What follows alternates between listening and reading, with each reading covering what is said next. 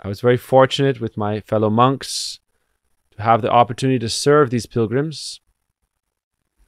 When we would cook for them, each pot would be the size of a small swimming pool.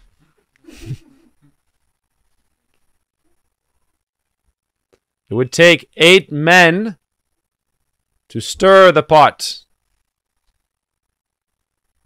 Each spoon was like the oar for a massive boat. Iron ore.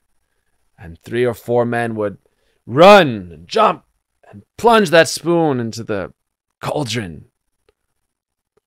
And then hang with all their weight to lift it up, to stir the pot.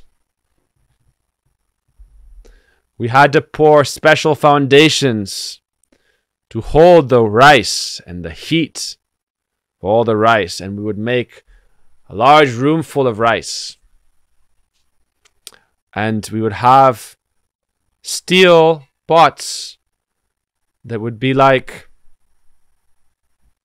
large tubs 2 men would carry. And there would be 200 of these tubs.